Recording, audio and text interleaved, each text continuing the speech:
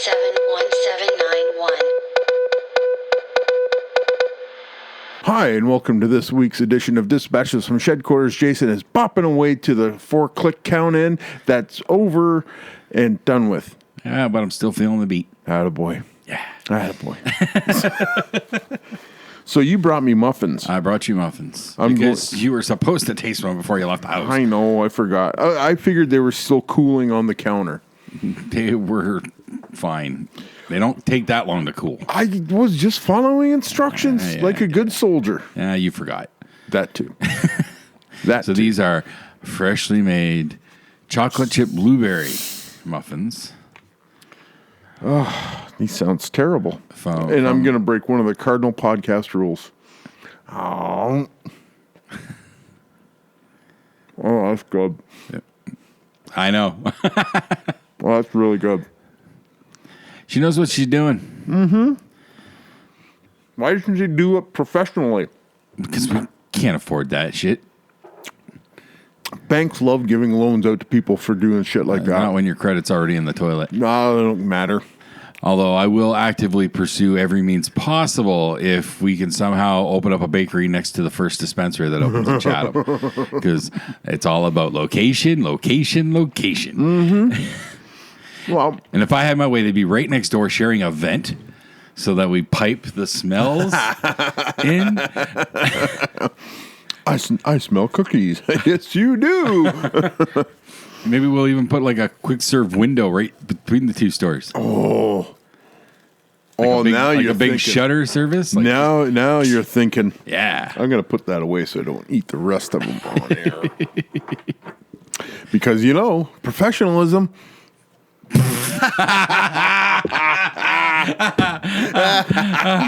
Oh damn, that's one of the funniest things you've ever said. Yeah. So for any of our listeners, coronavirus, eh? Well, before we get into that garbage, I just want to say welcome back to any of our listener who has actually stuck with us through the heat from last week. Oh, I think fire, if you will. Tim was on fire, and he said he was. It was a good episode. Listening to those stories is always fascinating to me. Some details that I'd heard before, I didn't realize I was there. I was there at the moment when he signed up. Like, I was there. You were at Timception. I was there, yes. Yep, you were there. So you're part of history. You could say that. You also could have been part of history. I couldn't afford it at the time. That's the main reason why I didn't. Damn it. If I would have had the money, sure. But at that point, I was already, I think, 2 kids deep. Well, 2 kids deep working at a gas station. I hate to break it to you, but Hercules Hernandez had 9 kids when he was wrestling. Different era, dude. No. Plus, I've never been Hercules Hernandez. I've never been in physical shape to be able to do that shit. That can be changed. Well, I know. I know. But it just wasn't going to happen. Unfortunately, we're not going to train anybody. So you missed your window. I did. Your opportunity is sailed. I did. That's why I live vicariously through your stories and whatnot. Sorely disappointed. You should have chose a guy that's got a better career. I like the horse I'm strapped to. It works.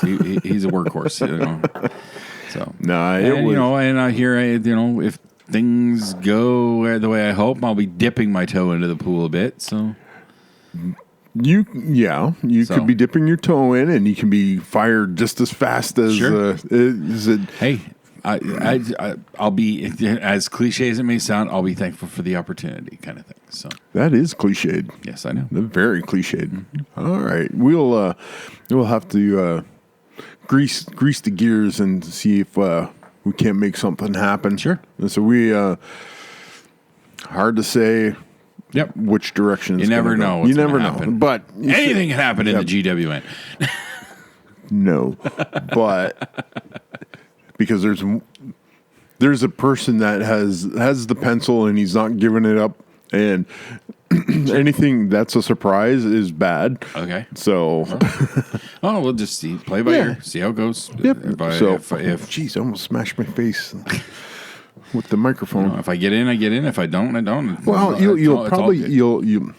you couldn't do any worse than the last guy. That's my goal.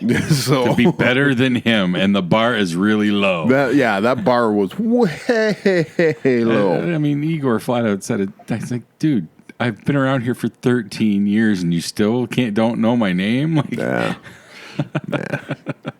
They said I worked at the factory for, they said, coming on to 27 years, and there's a guy that's been there for almost as long as I have, but he works in management and in the office.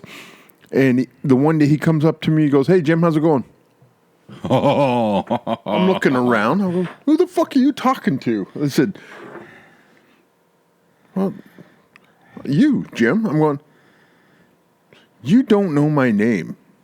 He goes, "Yeah, you're Jim." I go, "That's my fucking father." Oh,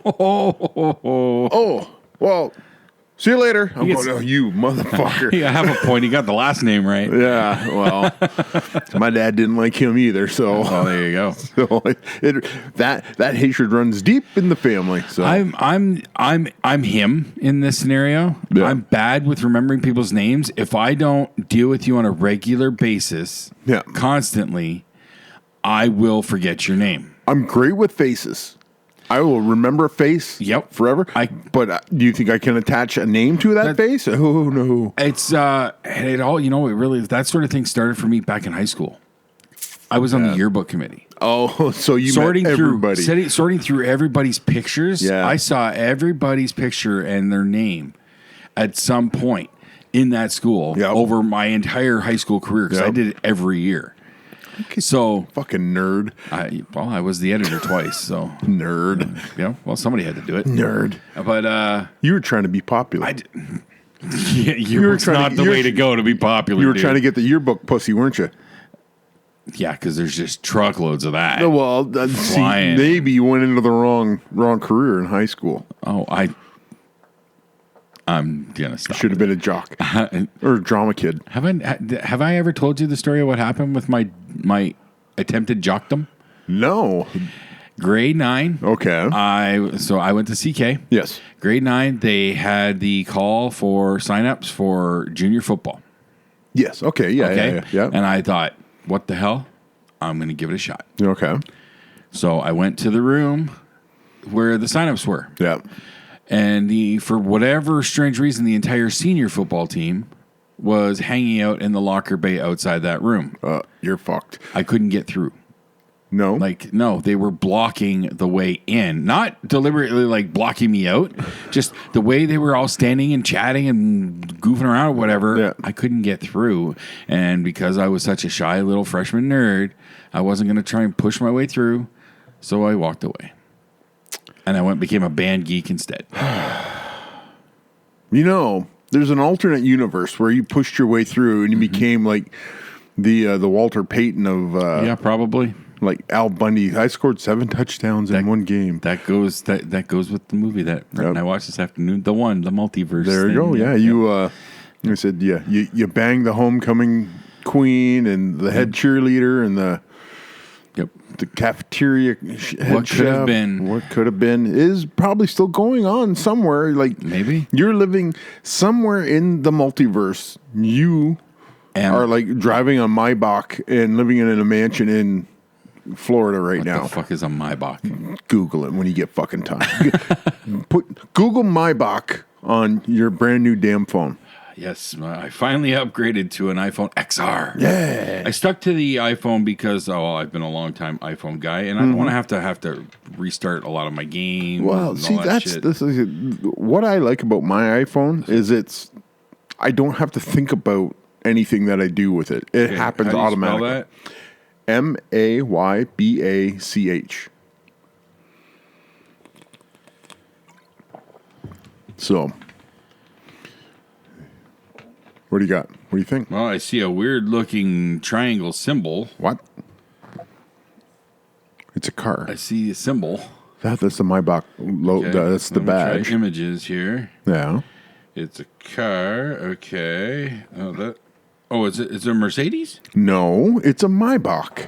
Well, this says Mercedes-Benz Maybach SWB. What? This scintillating Mercedes Maybach. Okay. Well, They must have merged or something. so, yeah, it must be the higher end Mercedes. Okay, so it's a high-end luxury car. Yeah. Got it. Okay. Just looks like a car to me. Because you don't... Dude, when I'm loaded, I don't want a car like that. No, what do you want? I want my dream car is a 67 Shelby Mustang. Okay. Or I'll also accept the Ferrari GT California from Ferris Bueller's Day Off. Equally unattainable. And my grocery getter is an original big box on wheels Humvee version 1. With the optional traffic jam deterrent of anti-tank gun on top. Anti-tank gun. Yep. You do realize where you live, right?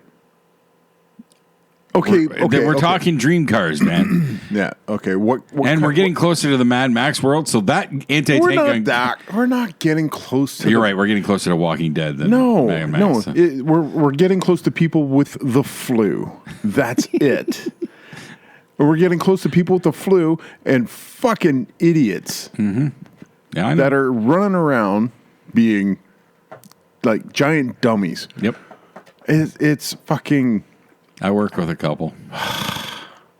I spent all weekend mocking the living shit out of everything that's come across my feed on Facebook about this stupid coronavirus breakout and the way people are whipped into a frenzy by the media for no other reason than they can do it. And it's just like, if it was actually something serious, I can see this, but the overreaction.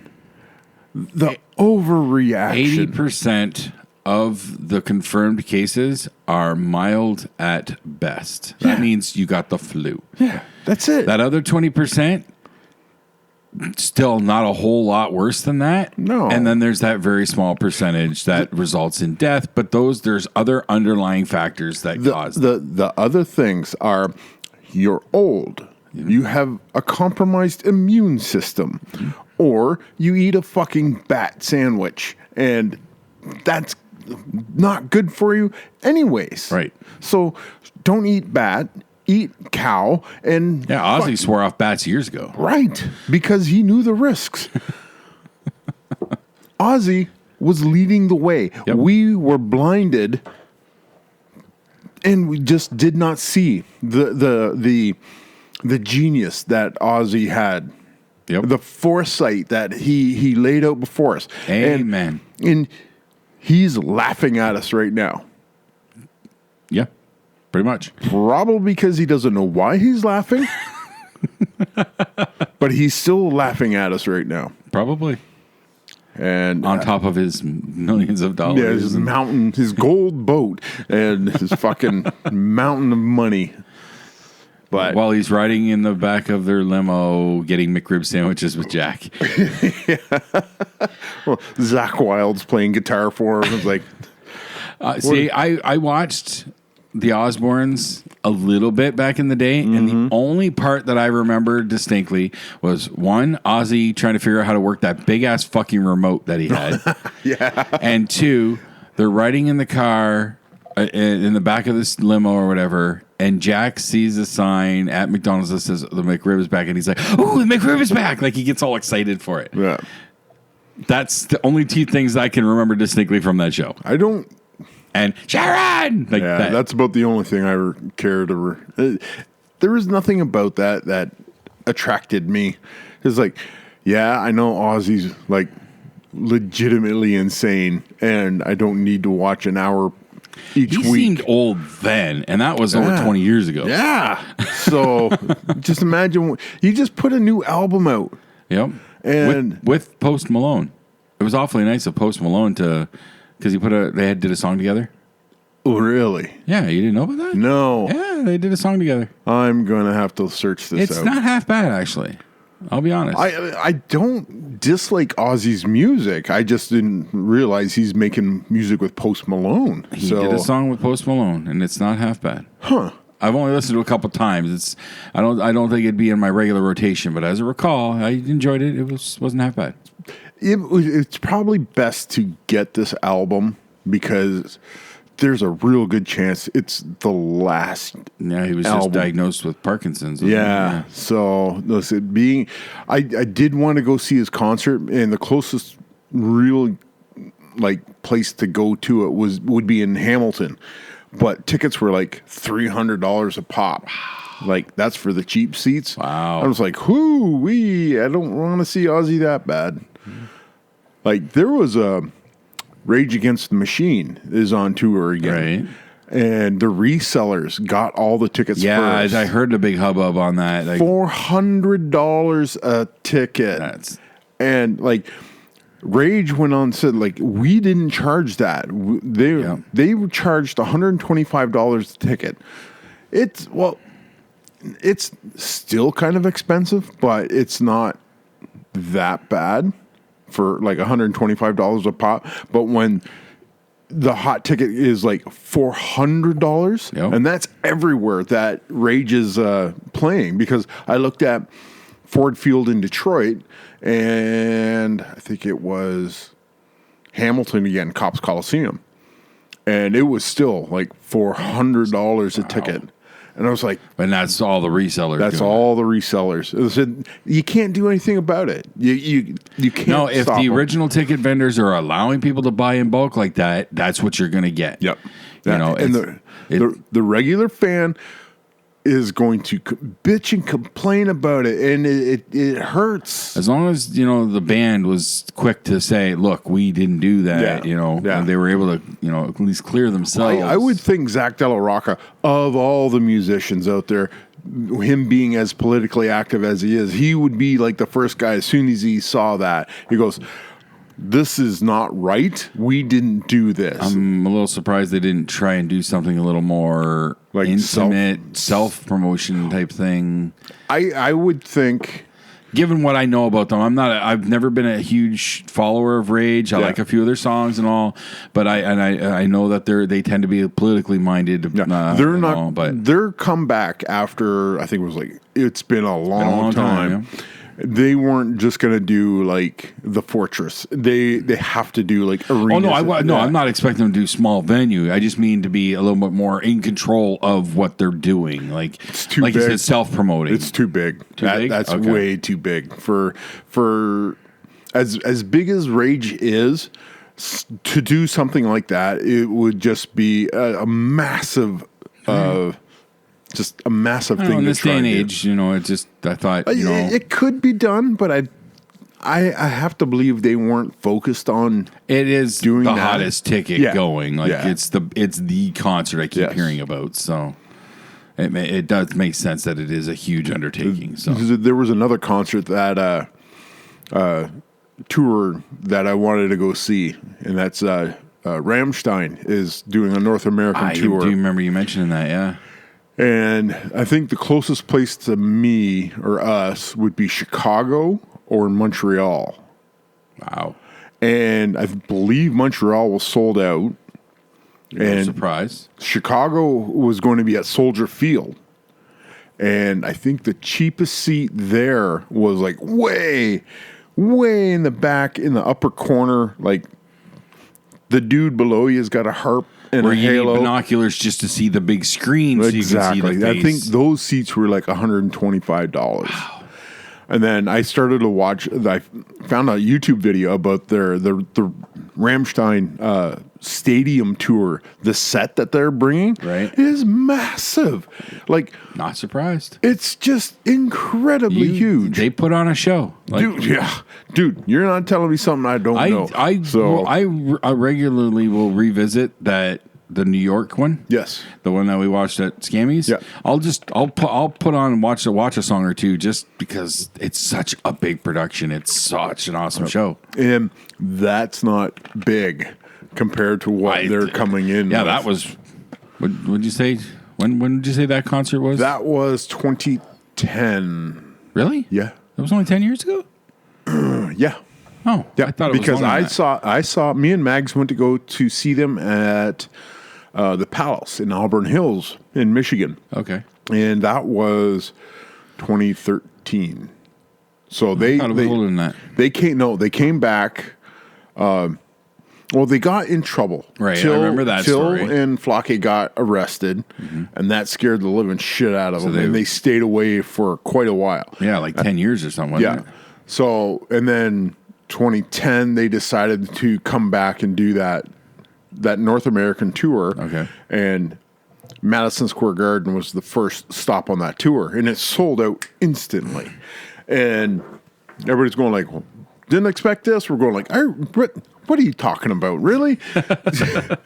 They said, we haven't seen Rammstein in 10 years in North America, and they announced an extended tour, and you're surprised that it sells out in like a minute kind of thing? You know they're going to go big. Oh, yeah. But as big as that Madison Square Garden concert was, Auburn Hills was bigger. And that was 3 years down the road. Right. Now, this is 7 years down the road, and it's just gotten even bigger. They seem like the type to, well, like you said, the lead singer got his own pyrotechnics license to be able to do his stuff. So they just knowing he's willing to do stuff like that, got to raise that bar. Raise that bar. Yep. And as I said, the shows are amazing. Like, even if you look at the production values of the videos that they put out on YouTube, it's just like they tell great stories. And like the one that I really like is Sonne, Sonne. It's the Seven Dwarves. Really? And the band are playing the dwarves, and they're mining jewels and stuff like this for Snow White. And she chops up the jewels and snorts them. Oh. It's like, you're like, wow, that's so twisted. That one. Yeah. I gotta have to look for that one. That sounds pretty awesome. It's a fun one. I do like twisted versions of fairy tales. Yes. Like, I get a kick out of that stuff. So seeing something like that. Yep. Like last night we had Eden over for the night, and we're watching like Disney movies and stuff. Well, when we shut Lilo and Stitch off, put on just like YTV or whatever. Yep. Shrek was on. Oh, nice. Shrek number 3. Oh, okay. Yeah. Love all those movies. Yep. They got so much humor for adults snuck in there. And the third one, Fiona's got all the Disney, all the fairy tale princesses with her for her baby shower and stuff. Yep. And Snow White gives her a live-in babysitter. It's one of the dwarves. She goes, oh, I can't accept this. Oh, I got 6 more at home. And the dwarf's just in there. Where's the baby? Where's the baby? Stuff like that. I haven't seen that. That's why I like the Shrek movies, because they do twist the fairy tales up really good. Yeah. Well, and you said a lot of the comedy is aimed at the kids and over the kids' heads for the adults, because you have to give the fan service for the guy that brought the little Rugrats into the theater in the first place. It's nice when kids' movies do that. Yeah. A lot of them don't. So it's nice that they do start to give a little bit of service to the parents. Yeah. Look, you're paying the money. You're dragging the kid here. Let's give you a little something. So I like it. Awesome. So, wow, how did we get to Shrek? We're talking about coronavirus. You start with coronavirus and you end up at Shrek. That's another one of those weird changes. How many steps of Kevin Bacon does that?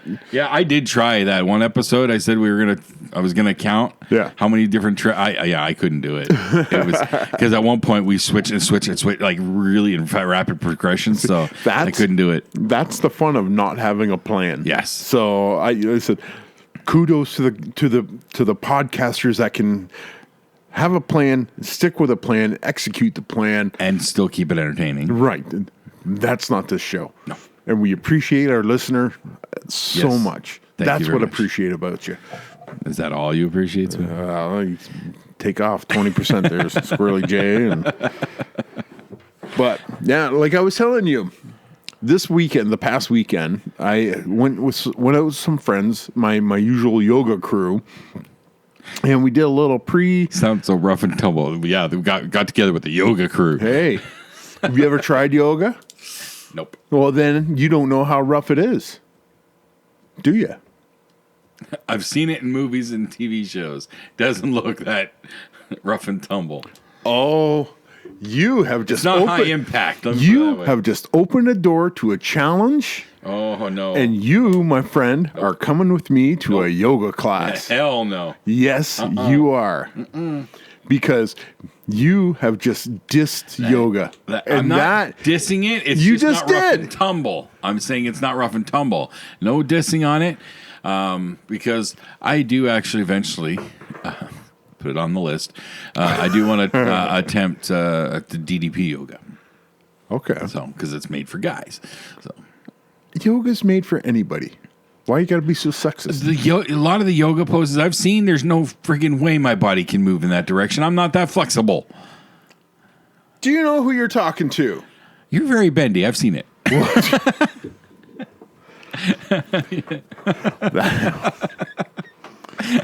I don't know. You're a wrestler. You get bent around all the time. I don't know how to go with this. I'm at a loss. But Okay, anywho, your new. I'm changing your wrestling name. It's no longer Iron Mike. It's Bendy Mike.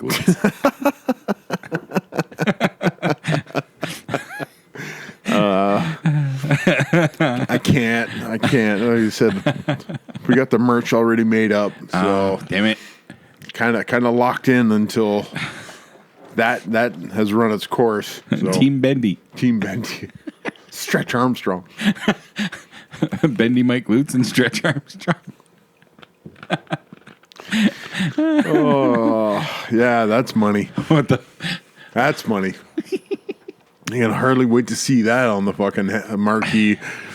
That's pay-per-view gold right there. Isn't it, though? It is. This It sounds is. like something AEW would put on. Probably.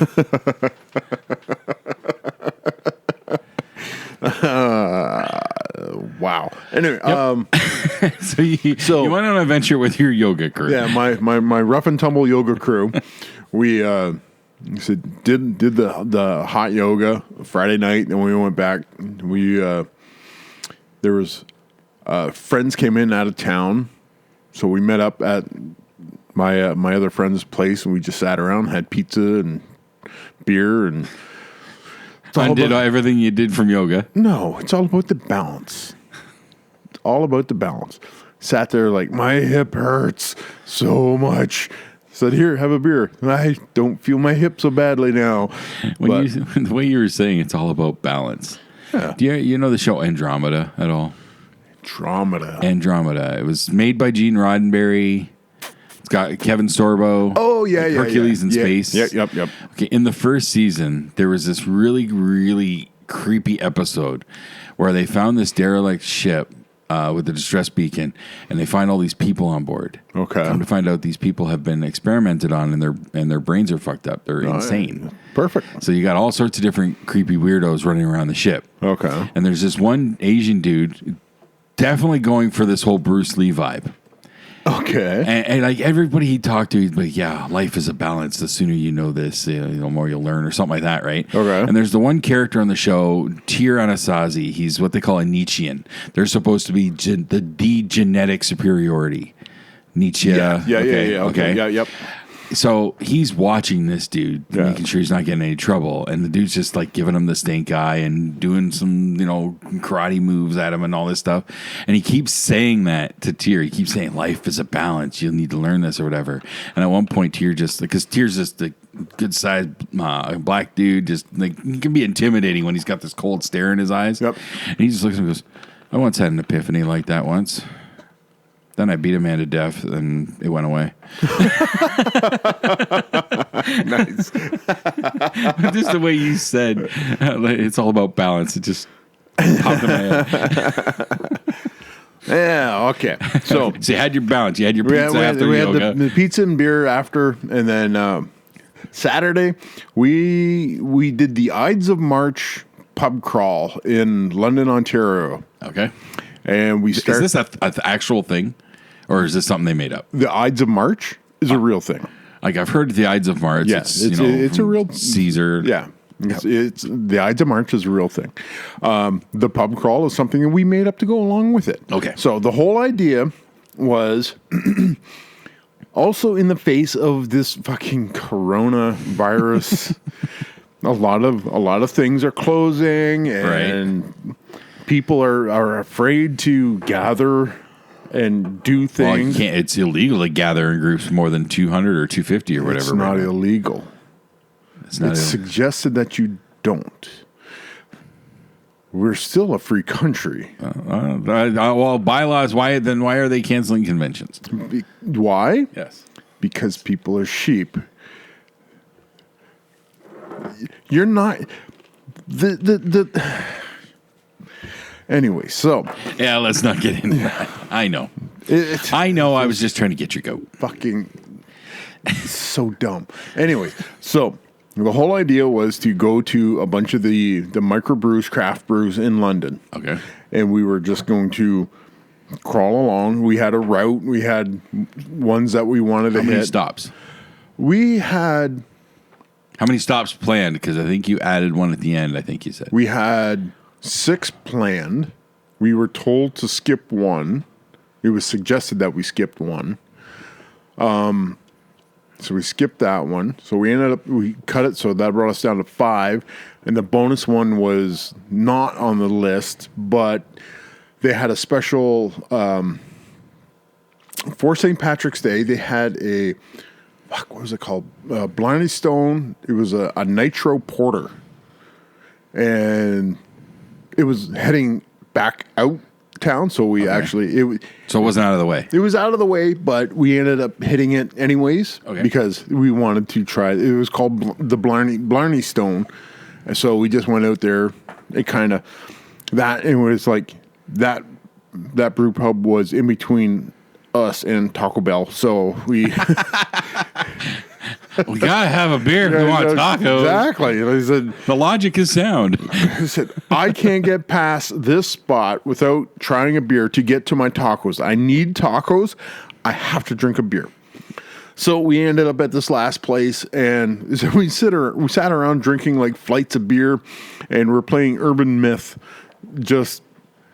It's like a card game, and it's ridiculous situations. It's either true or false, that kind of thing. So we're like, the majority of the time, I couldn't even hear what the question was. I'm like, this beer is really good. False. So I was trying to get... You had a 50-50 shot. Exactly. And I said I was trying to get unearned high fives from the table, and I said I would throw it at an answer, and I'd drink a beer, and everybody goes, yay, and I would put my hand up to get a high five, and they're like, no, you lost. I went, oh, okay. So I'm just saying, like, I'm feeling attacked here by... I'm participating. I'm trying. But no, we discovered some really good beers. There was a couple places I want to go back to and actually spend some time, because the structure of the day was hour here. Yeah, and you said you weren't really feeling that part of it. No, I would have liked to be able to spend a little more time in each location. Be a little bit more loosey-goosey with it. Yeah, but it was just the way the day was structured. It was just it gave me the opportunity to go back and find these places where I can take some time, because like there's 2 of them. I think one of them was the London Brewery Collective, and it's like right around the corner from this other one. So you'd be able to like spend a little time there. I found this one. It was 4 p.m. in the afternoon, or 4 p.m. sunset was a coffee porter, dark beer, and it was so good, because I was talking to the girl that was working the bar. I go, hey, what is your favorite one? And she poured me a little sample of the one that she liked. I went, oh, I really kind of shortchanged myself by not getting one of these and getting, I think it was, one of them was called Front Porch Organic IPA. And it was just like, ugh. Yeah. I know I'm losing you with the beer talk, but the craft beer thing, first of all, it's starting to bug me because it's everywhere. You know, and it's that trend can't last much longer. But I would, because how different are they really? There's some that are very different, but there's a lot of them, especially. Oh, Farnell. excuse me, sir. there's. Thank you. Some of them are very different. Like there's like each place really had like a signature. They would have flagship beers that they're always on tap. That's what they're known for. Then they would have some that are like way out in left field that like, somebody was going like, I want to try this. And they're just like, I don't know about that one. But there's a lot of similarities with like a coffee porter from here to here to here to here. You're going to have very similar That's what I would think. flavors. Yeah. You know, flavor profiles can't be a whole lot different in my mind. Yeah. Yeah. You're going to get subtle variations on the flavor profiles. As long as you have the palate for it. Yeah, some of the ones are very apparent. Like especially with there was one that the 4 p.m. Had coffee and chocolate. Like it was like really like the flavors in it were very pronounced. Okay. And the porter, like the thing that was carrying these flavors was really good too. So everything lined up really well for that beer. And it was like, that's really good. And then there was one I tried. It was called Reforest Kelly. Yeah. Okay. All right. I saw the title and went, oh, I got to try that one. Okay. So, but this one was... Tell me there's got to be some sort of a Scottish connection there. bourbon barrels. Okay. It was aged in bourbon barrels. Okay. And then it was... it was a porter as well. But when I first took my first drink of it, it was cold. And the bourbon kind of had a real harsh punch right out of the gate. Okay. And I was like, oh, I don't know about this one. Like it had a sour taste to it. And even the lady behind the counter, she goes, that one might be a little bit weird. So when the people Interesting selling point. yeah. So when the people that are making it, and goes, that one might be a little weird. You're like, you either back off or you push into it. So Screw it. I'm going in. So we'll see how this lands. So I took my first sip of that one. I was like, I don't know if I want to continue with this one. So I finished off my first three of the flight. And I finally get to the last one, and it had warmed up a little bit. So it was like getting more towards room temperature. Okay. It smoothed it right out. Really? And it was actually very tasty. Seems to be opposite what in my, again, limited beer experience, Yeah. it seems opposite. Some beers are best consumed a little bit warmer. It's just you get some of the flavors to mesh up a little bit better when it gets a little bit warmer. That's what this one did. Whereas when it was like cold out of the tap and it was just like, bam, it hits you with that bourbon. And you're just like, ooh, this is a little much. The temperature, or do you think maybe it's like an evaporation thing? I think it's temperature. Okay. I think it's temperature. So I only got like a 4-ounce flight. I want to go back and I want to do an experiment and get a full pint and let it sit for a little bit. Okay. And see if the flavors smooth out all the way through it. Get a pint of that, a pint of something else, but while you're drinking this, correct. That one. Okay. Yeah. All right. So the whole day was a good experiment with all right, okay, I like this right out of the gate. Can let this one sit. I don't want to touch this ever again.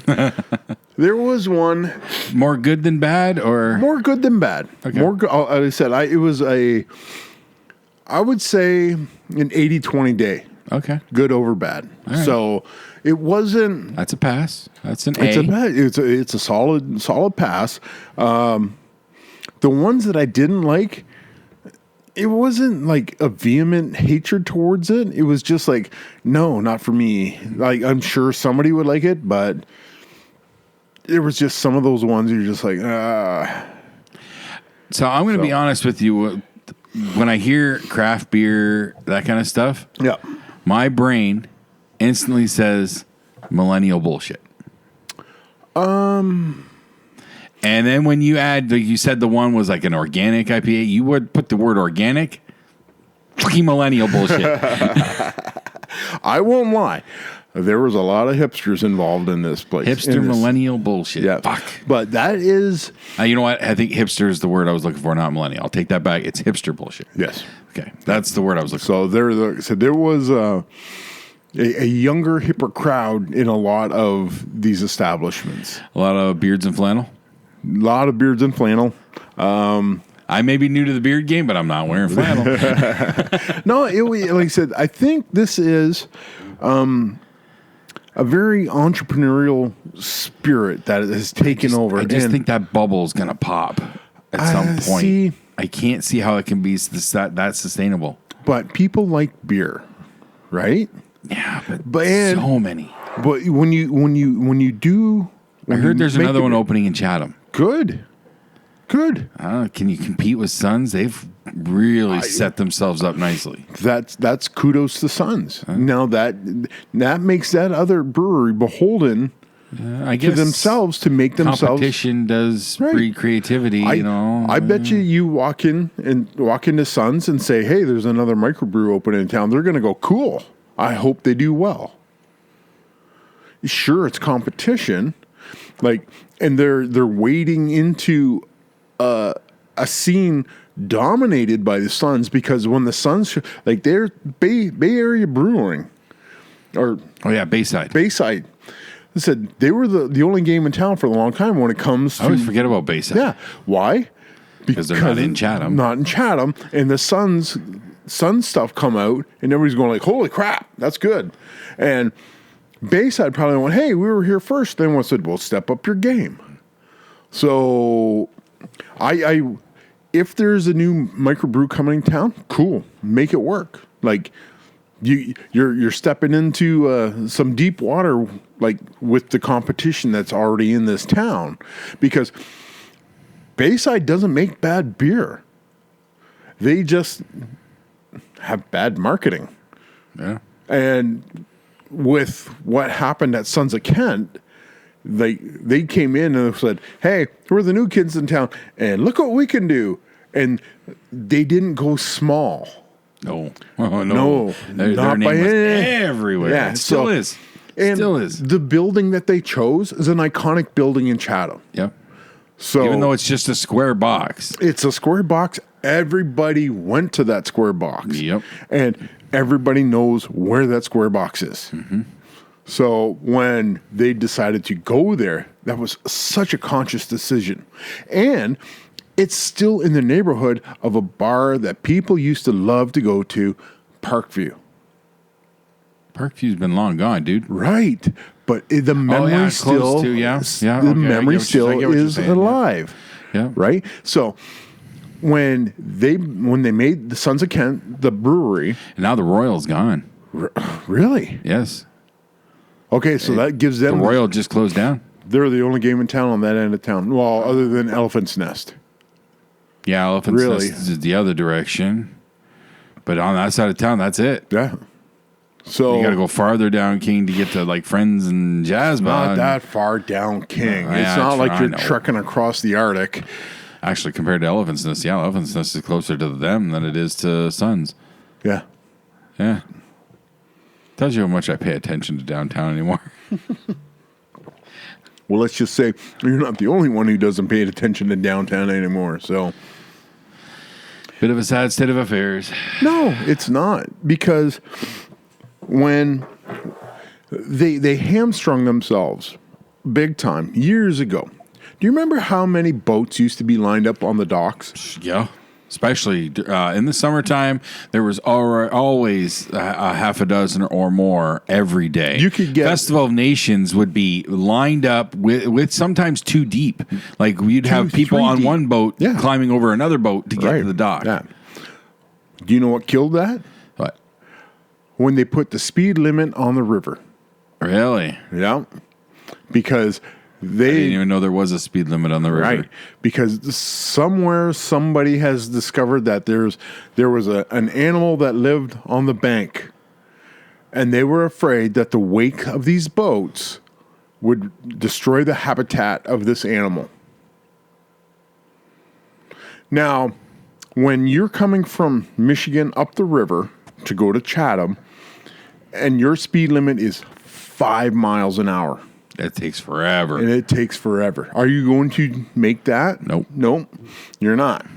And now a lot of the bridges are not open. As soon as they built the LaCroix Street Bridge, that ended any sailboat traffic we used to get. Right. Mm-hmm. So when they put that speed limit on the river, everything ended. And that killed a lot of business for downtown. Because Festival of Nations, they want to bring back the Festival of Nations, and somebody wants to relive the glory days of when the Festival of Nations was huge. Mm-hmm. And when you had 2, 3, 4 boats docked beside, lined up across the river, you ain't getting that because nobody's making that trip. And everybody's trying to figure out. Retrofest could make that draw. Yeah. But again, we're still not seeing very many boats down there. No. Why? Not because of that. Speed limit. Yep. They takes forever to get from that. I think I made that. I experienced that trip once, and I don't think the speed limit was there at the time. Yeah. Because I don't even think I was in the double digits yet. I think I might have been like 8 or 9. Yeah. So. Yeah, and it took a long time then, and that was going at not breakneck speeds or anything, but decent still. clip. Yes. So, and here's the fun part: if a boat is going at a decent speed, the wake is negligible.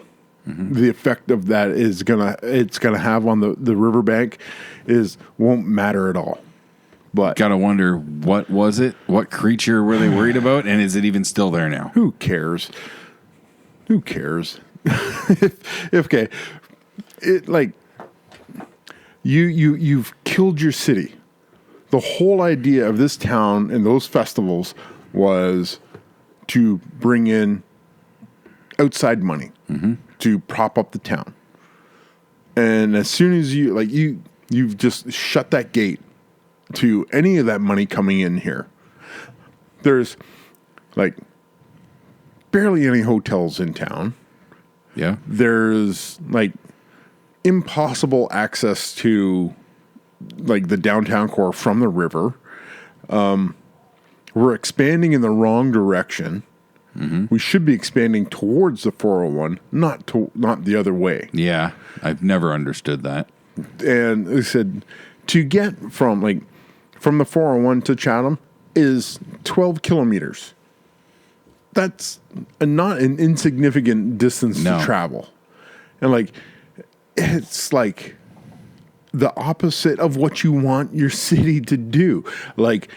Rob Myers in R&M, when he built his complex out by the 401, that's a very conscious decision. He wanted to develop that area because it's right on the 401. Mm-hmm. It's easy for everybody to get to and from his place, to buy his motorcycles, to look at his cars. I'm not entirely sure if this is accurate, but I seem to recall where there was going to be, and this was just within the last 10 years, there was going to be some movement out that way. A grocery store was looking to build, just off Bloomfield, Bloomfield and Park Ave kind of thing. Yeah. But if I heard correctly, that land, that farmland, they're asking way too much money, and that's why nobody will build there because they're not willing to pay the amount that they want for that land. Yeah. Well, it was that the fun part about that. You remember the one mayor, the female mayor we had at that one point in time, Gagne, I think. Yes, Diane Gagne. Diane Gagne, yeah. Remember how she developed that industrial park out by the 401? Just before the Bloomfield exit, there's that new kind of strip of industrial park. Okay, yeah. Okay, you remember how she was pushing everybody to try and develop out there? Yeah. Yeah, her husband owns all that land. Oh, of course. So, like, he was tied into that property. He was he either owned the land or he was the real estate agent in charge of selling the parcels of land. So we're just like, you really think we're that dumb, huh? Shady fucking politicians. And she's the one that limited the size of the Home Depot that we have.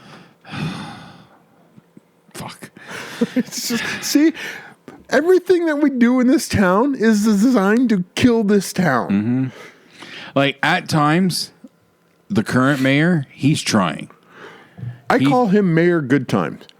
Because that's all That's all he seems like he's interested in doing is bringing back Festival of Nations, having more Rib Fest, more. He's trying to get things to draw people back to Chatham, but he doesn't have the infrastructure. I know, I know. So I see the problem there. If you want Americans with their boats to come back, take the speed limit off the river. Then you'll see more boats coming down the river. When you get them down the river into Chatham, give them something to do in the downtown core where they're going to be moored, because there's nowhere else on the river to tie up. So you want these people to go to the downtown core. Like, there's the Retro Suites. There's one hotel downtown. Mm-hmm. And it's pricey. Right. So, like, you're not making it easy for people to want to go to. No. So, I don't know. You got a mall that's not even a mall anymore. No, it's a shell. Yep. And we got that apartment that condo. It looks great on the outside. But that condo has become a bigger pain to the city than the Capitol Theater renovation was. Yeah.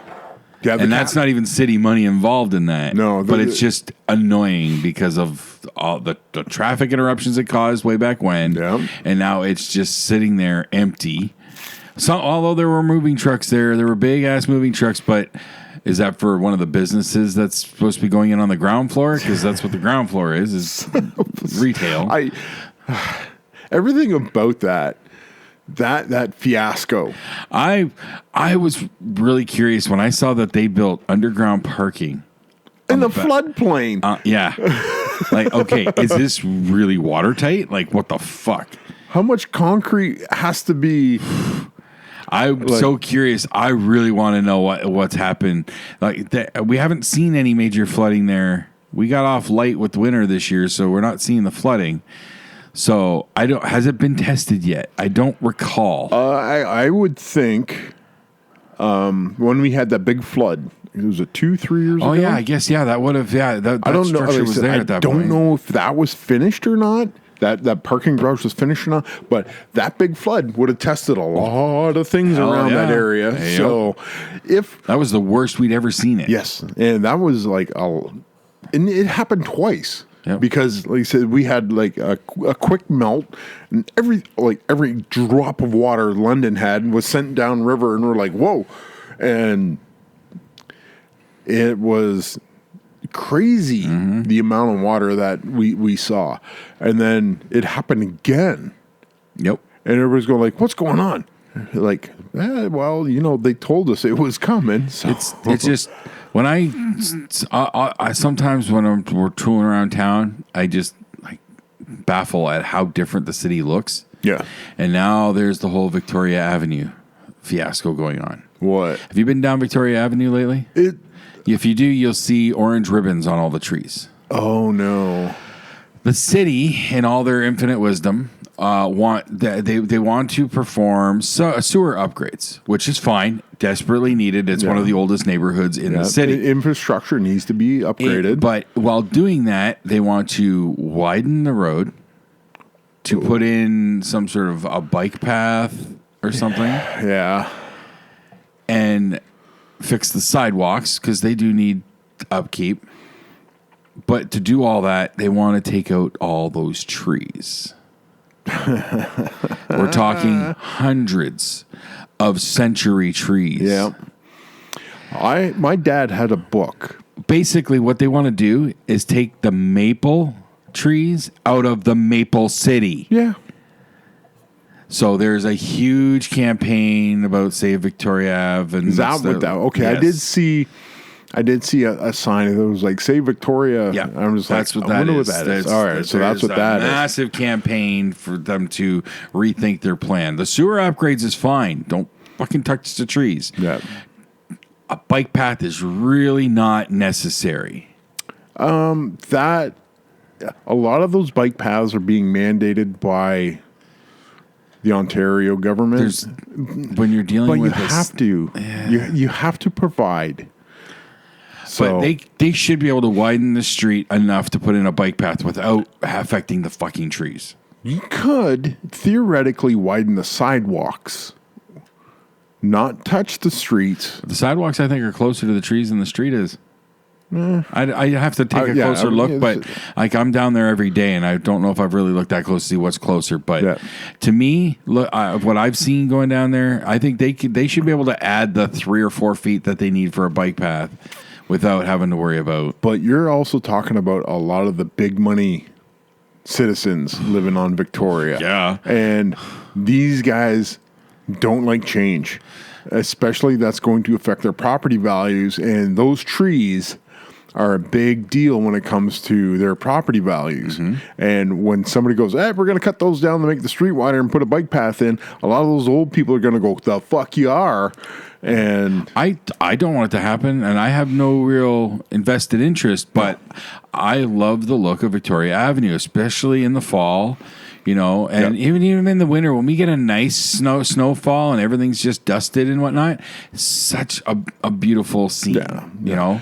My dad had a book of the beginnings of Chatham. Like right from like when it first became incorporated, like there's old pictures of like the river and a bridge, and it was mostly farmland around that area. So it goes up through the years, and you can actually there's a picture of somebody had taken at the head of Victoria Ave, pointing down. All those trees that are there now are just little shrubs, little tiny baby trees. So you can see where it began, and you look at those trees that are like you said, they're century trees. And if this, like I said, this is beyond my pay grade to figure out how you do this, but like I said, your road's going to get chewed up again. Well, they've already started that shit. Yeah, because of infrastructure. I'm so curious to see what happens because they've got marks going down our wonderful new sidewalk. I know. They've got spray paint lines right down the middle of that sidewalk. So now I don't know if I don't think they have to dig any of it up. I'm pretty sure they just do whatever boring to put the a pipe through. Yeah. I don't know, but the first time I see them digging any part of that sidewalk, I am going to lose my shit laughing. Like they did already fucking cut my cable line. Not bad. When they first came out and they started digging on I don't know the process exactly. Yeah. But they went basically down every property and were digging like small holes. Yes. They cut my fucking cable line.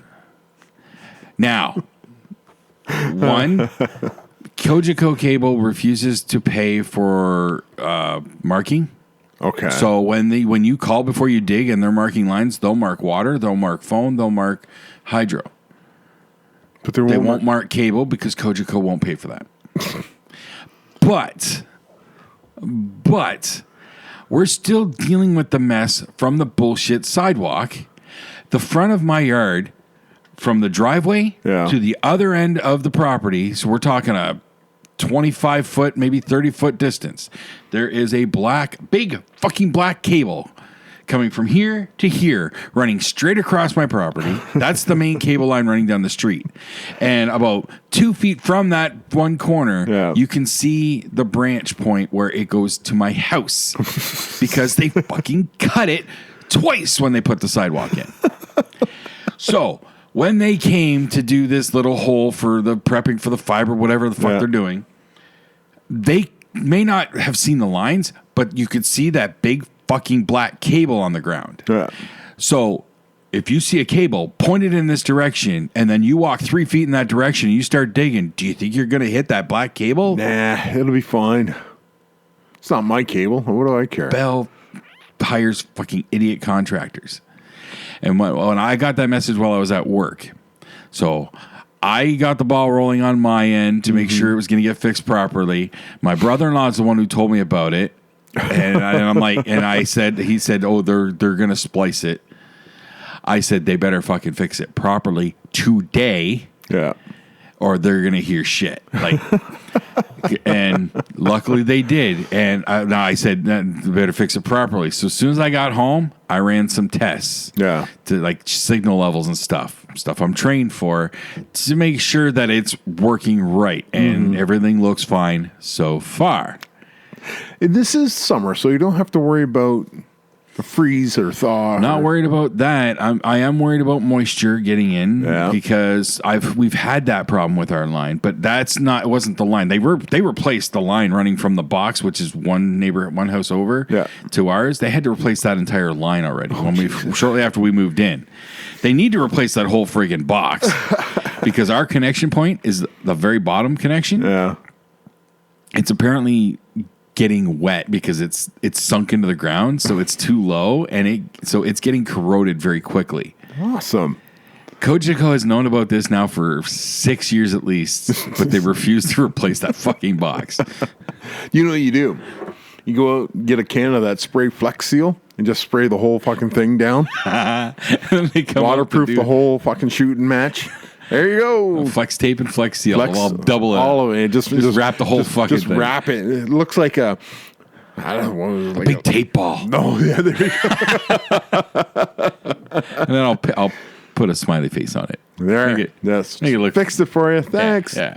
That'll get them. Then you bill Cogeco for all the Flex tape and Flex Seal. There's merit to this. There you go. It could work. How do we get to there? Okay, we have Victoria. Yeah, infrastructure upgrades. Yeah, just looking at how much the city has changed. It makes me sad, but it's progress, if you want to call it that. Air quote progress. Yeah. Like I drive by the house I grew up in. All the time on Sandy. It looks a lot different. Yeah. Like not massively different, but there's enough that's not my house anymore. Yeah, I've lived in this neighborhood pretty much my entire life. From Dunn, my parents started on Park Street, then we moved to Dunn when I was a kid, like a baby, and then I was 7 or 8, I think, when we moved to this house. So I've always been in this block of houses. That's where one of my few regrets as a parent is we've moved around so much in my kids' lives that they've never had roots anywhere specifically. Like, okay, when we first moved out on our own, we were in an apartment. Who's that? It's my wife. Hi, wife. Oh, okay. She's just giving me her drink order. She wants a latte when I go home. So when we first moved out on our own, we were in an apartment on Sheldon. Yeah. So Sky was a baby. She wouldn't even remember that anyways. Sheldon. Where's Sheldon? Sheldon. Sandy Street between. Oh, yeah. Basically, if you go directly behind KFC, or the old KFC, you're kind of going to where we lived. Okay. The end of Brock, right there. So we were there. From there, we went to a fourplex on the corner of Sterling Lane and right across from your work, Sterling Lane and Park Ave. Oh, okay, yeah. We lived there for 4 years, 4 or 5 years, maybe. Mm-hmm. Tally was born while we lived there. We left there. And that's when Sean and them lived at the fourplex farther down Park Ave. And Crystal and I split briefly, and I moved down there. 5 minutes away. There you go. Split up. From there, we moved into a house on Jeffrey Street, which is right behind the library. Okay, yep. That house was interesting. It was a shithole. Interesting. Well, we found out there was a slug problem A coming out slug of problem. yes, they would come out of the tree above the house. Okay. And then we found out like one day I came out and there was a slug in our kitchen sink. Oh. Come to find out, he came up from the drain because the drain to our kitchen sink was broken underneath the floor and was just draining on the ground outside. No way. Yeah, the landlord found that one out. Oops. Not our fault. How are we supposed to know? Exactly. Yeah. And then Sherry, my sister-in-law, lived in an apartment that was upstairs. Okay. She left water running, and I think it was the kitchen sink, and this happened a couple times. So it started leaking into our bedroom. Oh, no. One time she left it a little too long. The entire ceiling caved in. Oh, oops. Yeah. So from there, Xander was born while we lived there. From there, we moved into a fourplex on Timmins Crescent. Oh, okay. I know. Right down in the Crescent. Yep. At this point, it was not the total ghetto shithole that it became. Yeah. We got out of there just before it became that shit. I think 2 months after we moved out, the fourplex directly across the street from us got raided for a grow op. Oops. So from there, we moved we were in the low income housing on Sheldon, right behind Tim Hortons off St. Clair. There's a low income housing. Yep. We lived there. Did I ever go to there? I think so. Maybe once or twice. We weren't nearly as close as we were, but I might have had you over for a gaming session or something once or twice. Yeah, because I was in the gaming scene, so we were familiar with. But I didn't host at my place very often, so but you might have been once or twice. I see. I recall going to somebody's place. I know you there. came to our house on Timmins. Yes. Yeah. I know you were there. I know you came to that place. Yeah. So, and I think. I think we went to Sheldon first, then we went to Timmins. I might be getting those backwards. Because Tom lives in that Sheldon. Tom lives there now, yes. He lives 2 doors down from the apartment we lived in. Yeah, I know I've been in that area You might have been so it there. had to have been with you. Yeah. Like John Wilson wasn't. But he was over by St. Agnes School. That's right. Yeah, okay. Yeah, he was at St. Agnes School, right behind St. Agnes. Yeah. From there, I'm not done my tale of moving. From there, we then went to the house on Taylor Avenue. I don't know if you ever came around for that, because I definitely wasn't hosting anything there because it was a really small house. No, don't recall that one. So we lived in that house. It was from there that we moved in with Sherry at a house on McNaughton Ave. Okay. Right across from Emmanuel Baptist School. Yeah. From then she got her settlement and she bought the house on Coverdale, and we've been in Coverdale ever since. But that's all the places we've lived with our kids. I don't think I ever went to the house on McNaughton. No, I never hosted anything there because at that point living with Sherry, too crowded. Yeah. So I do recall you living there. You're telling me that you were staying at that place, and then the move to Coverdale. Yeah. So. And so we've moved around a lot. So my kids have never really had roots. Yeah, but they jumped schools a few times, but you stayed relatively in the north side for the most part. Yeah. Yeah. So you're still kind of in that circle. Well, we really wanted to keep them. We tried to keep them at the same school for the longest time. Yeah. Particularly once we got into King George Range. Yeah. That became key. We had bad circumstances at Tecumseh. Had a really bad situation with Sky in particular, and bullying became a really big thing. Sky, stop bullying. You'd like other way around. Oh, my bad. You've met my kids. I do. Do they seem like the bully type? Xander does. Yeah. Holy cow! What more does she want? No, now that's a Twitter notification. Oh. I don't know. Let's see who's tweeting at me. I don't know. So yeah, that's one of my. I don't like to say I have regrets when it comes to that sort of thing, but that is a regret that my kids were never able to really settle down and have lifelong friends. They've got a couple that they're still in touch with, but they never have that. But then again, my childhood friends growing up, I don't see any of them. I was looking back like thinking about high school friends, public school friends, I really don't have any connection really with anybody that I went to school with. See, Crystal does. Tina. They've been friends like since like really young. Yeah. Well, they said I had two friends that I went to public school with, Victor Lorison, and we went through high school at McGregor, and then poof. Like I said, after graduation, Which is natural. That's life, right? But like I said, we tried to keep it together, and I said still talk with Dave every once in a while. This is a different Dave altogether, but the other guy is just completely gone from my life, and it was just it at first it was really weird because it just seemed like a hard break, and it was just like what happened, that kind of thing. But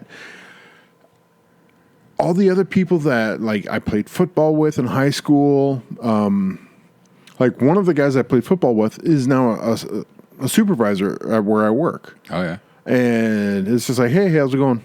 And that's the extent. Were you close back then, though? But besides football, were you friends? Not like we kind of traveled in the same circles, but we never were like super tight or something. Yeah, see, that's a big difference there. Being in the same circle is one thing; being close to them is another. Yeah. I can honestly say, growing up, I really was really close with three guys, besides that weren't family, because I was close with cousins and whatnot.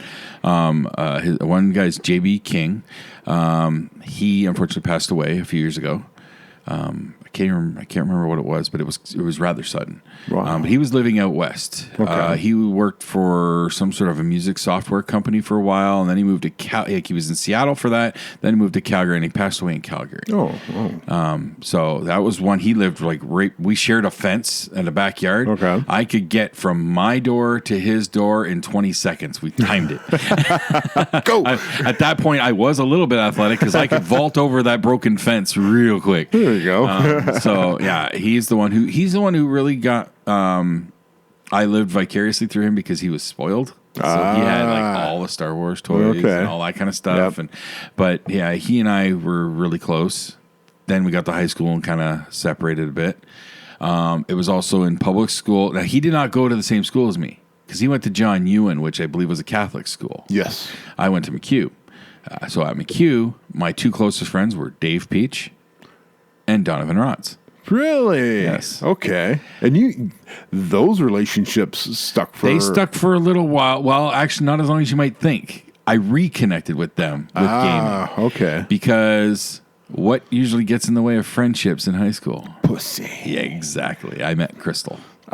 There it is. I met Crystal, and the devil vagina magic. Those two worlds just didn't work. Crystal found them to be... nerds. For the most part. Yeah. Because Crystal traveled in the East and the hip. Let's call it the bad kids circle. They were partiers, drinkers, that kind of stuff, underage drinking and all that. Yeah. So me and my guys, no, that wasn't us. Look at you stepping into different social circles. Well, I was blinded by the pussy. Always the way. Unfortunately, I drifted away from them because of that. Yep. And then it wasn't until like after Sky was born, and I was still collecting comics. Talking with Sean one day, and Dave Peach came in, and they talked about gaming, and Dave was gaming with Sean. This was when Sean lived right in the apartment building next to the Union Hall. I don't know if you were around for that one. No, I think I met Sean, and he had a place by the old courthouse down off of William. Where that I seem to recall a place down by the cultural center area.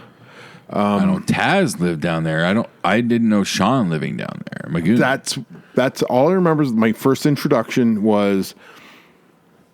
Was Harmsworth Harmsworth was a part of that. So Yeah. when I started gaming, because Donnie and Dave and I had done a lot of AD&D. Well, we started with basic D&D, then AD&D, then we got into Teenage Mutant Ninja Turtles and Other Strangeness, which led to Rifts and stuff like that. So we did that stuff for a few years. Dungeons and Dragons is always the gateway drug to. It is, yes, and it still is to this day now. Absolutely.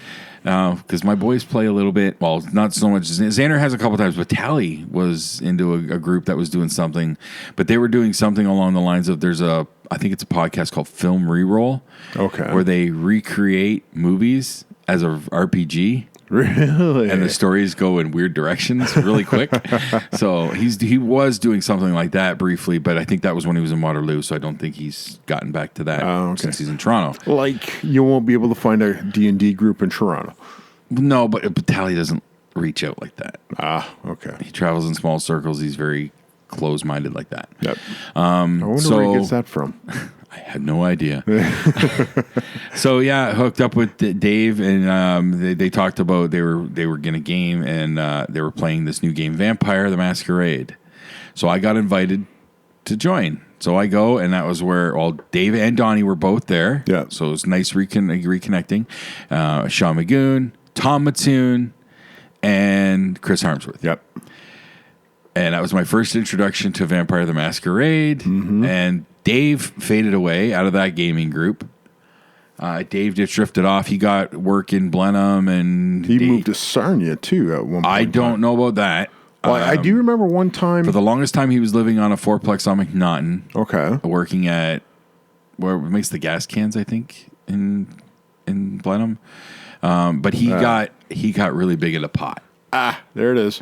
Like, there's an infamous story about him sitting in his living room for a weekend in a pup tent with a brick lit, him and his cat. Apparently, when he finally moved out of that place, the cat took one step out of the porch and went, "What's this?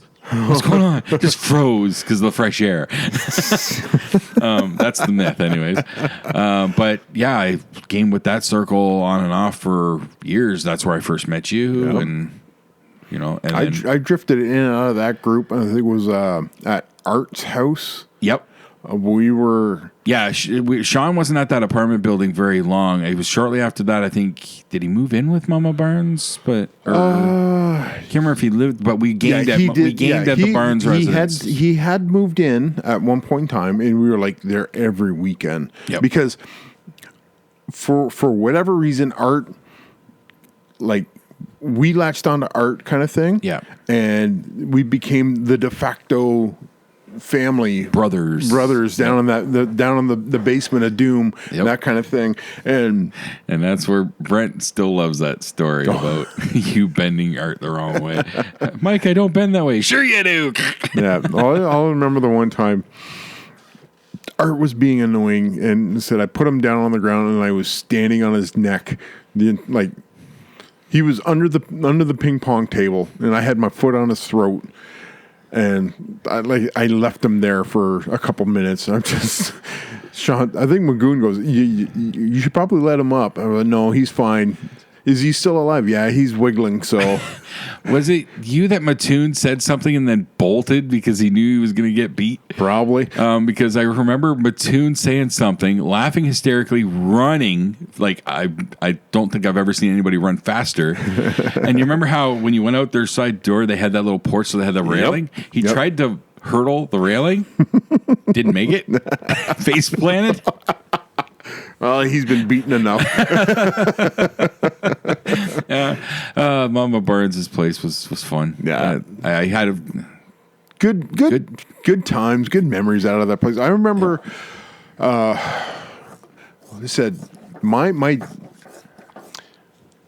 meeting Olson's, the comic book shop. Yep. The one even before Magoon took over, when Mr. Olson, the original owner, I remember going in there and buying D&D, finding D&D stuff. When I first got my D&D stuff from a toy store in the mall that was across the mall from where my mom had the Kitty Cobbler shoe store.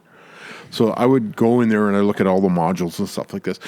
From there, I branched out into like AD&D. I I was playing, not playing Teenage Mutant Ninja Turtles, but I was playing, what was it called? Lady in Fantasy? No, the Macross Okay, Robotech. I was playing Robotech. I've never played that one. Yeah. I've never ever played it, and I love that anime. They said that it's the exact same system as Teenage Mutant Ninja Turtles. It worked. The Palladium system is like ubiquitous across the line. Yep. Got into that. Somehow, some way, me and Bellamy hooked up, and we were started to play Vampire. Yes, I've heard some of those stories. Yeah. Didn't you get into LARPing a bit too? We did get into some of the LARPing. Were you always late, and did you pick on kids? No. This was like old school LARPing where everybody was like, "What are we doing?" Okay. And then this was So you didn't learn to be late and hate kids? No. Okay. It said everybody was punctual and And no kids were harmed. Got it. no kids were harmed. Almost a couple times because this is when Bellamy was living out in Blenheim with his first wife. Okay. And there we were doing some of the live action stuff there, and we had somehow gotten onto his roof of his house. I think I did hear this story. And all of a sudden we hear, I think Sally was like, "Get off the fucking roof!" So we like, oh, okay. So like it started in the house, and we had separated the house. There was a back kitchen, the living room, and then there was a breezeway on the front. So they had the two factions were separated, and all the interactions happened in the middle of the house. Well, eventually it spilled out of the house. So we're running around in downtown Blenheim playing this game, and like sooner, like the people, civilians were walking down the street, and here we are, like we're like kind of in costume, and we're doing funny hand signs, and they're like, the people are walking by, they're looking at us like, what is going on here? They're like, how's it going? Like, can I bite him on the neck? And they're like, what? But I'm picturing was it on YouTube? Probably, but like it's LARPers in like woods, and there's like one nerdy dude just yelling, "Fireball! Fireball!" Yes. Throwing his fireball bean bags at it's a fireball. Fire. But the vampire, the live action vampire system had it was kind of based on rock paper scissors. Was that called Mind's Eye Theater? Yes, it was. Okay. Yeah, and I fucking bought all those books. I bought every. You still have them? No, because they'd be right there. But I think I sold them to Brent. Not Brent. Our Brent. Yeah. What? I'm fairly. I know I sold a lot of books to Brent one time because we were gaming at Taz's place when he was at the apartment, the duplex by the cultural center. Yeah. And Brent and I were talking, and I swear, I think Brent Moore. Brent Moore, yeah. Really? Yeah. Wow. But yeah, I know it was all like first edition vampire stuff. Wow.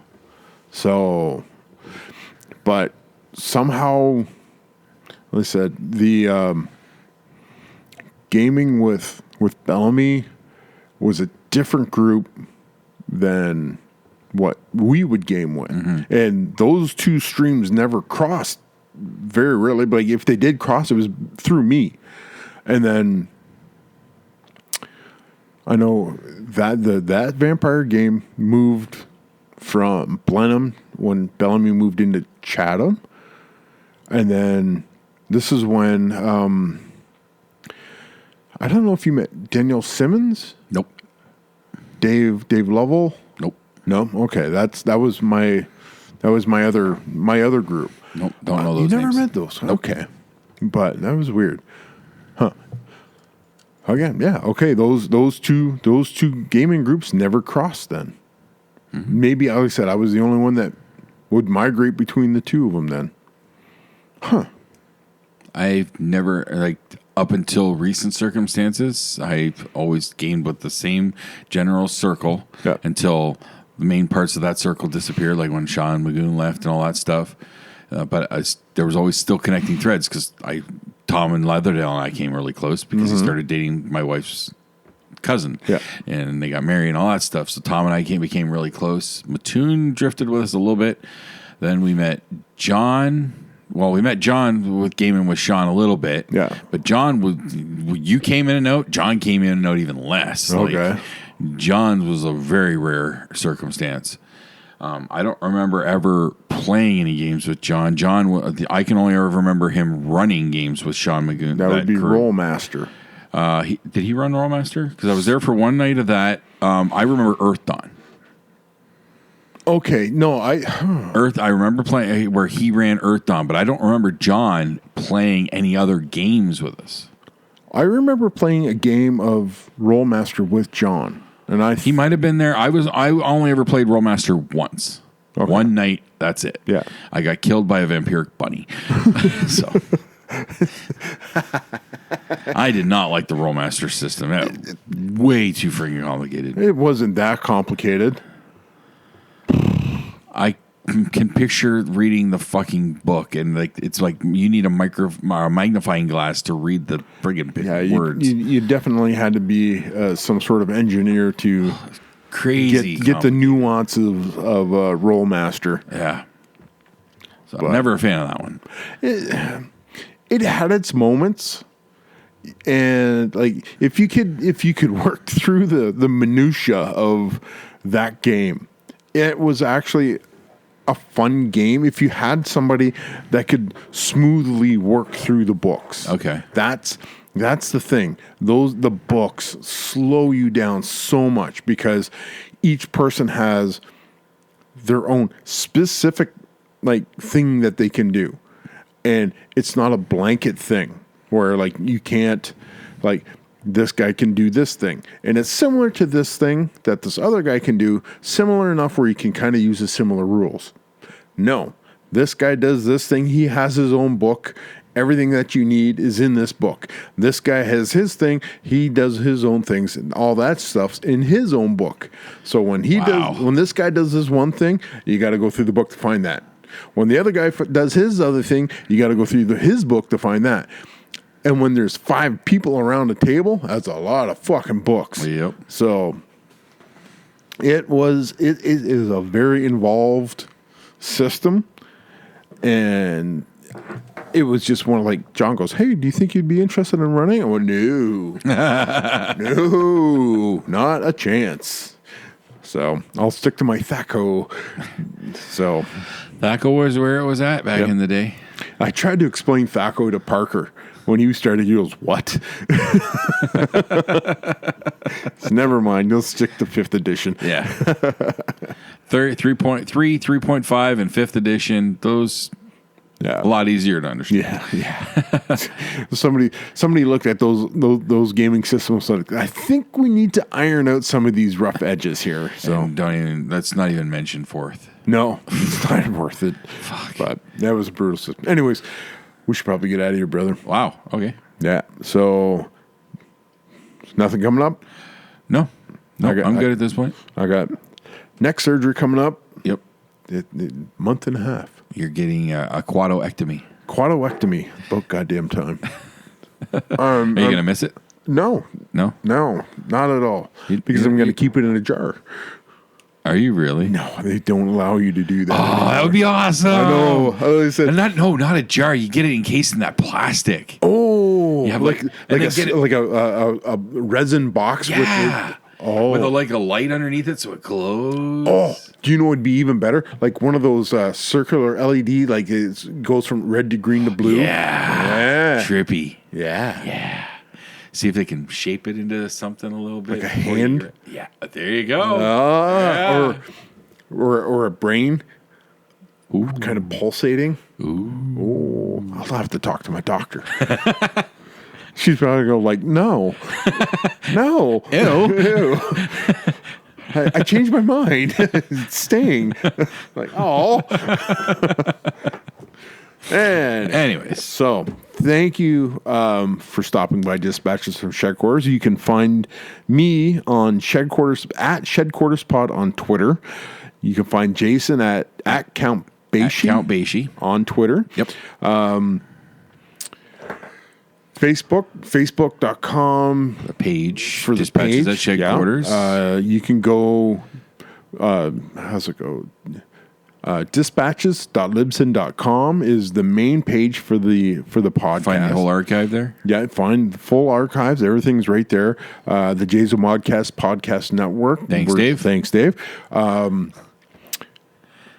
Google Play Store, Apple iTunes, Spotify, Stitcher, anywhere that you Anchor FM. Anchor FM. Podchaser is a new one. Podchaser. Podchaser.com. You can find us there. Anywhere that you can find a podcast, you can find our show. And if you would be so kind as to leave us a 5-star rating and say something in the comments section, doesn't have to be anything at all. You can just if you're still feeling the residual X-Pac heat, let's hear it. Bring it. Yep. So just leave us those 5-star ratings and a little word. It helps everybody else find this podcast a little bit better. So comments, suggestions, questions. Would you rather's? We haven't done that. No, we haven't done that, and we've been kind of busy with. Yeah. So hey, you've got anything you think you want to hear us discuss? The would you rather's are not retired. No, there's just we've had other things. One of those things, yeah. So find us, like us, give us some feedback. Yes, please. Yeah, thank you. So for another week at Dispatches from Shed Quarters, this has been Mike and Jason. We will talk with you next week. Bye-bye.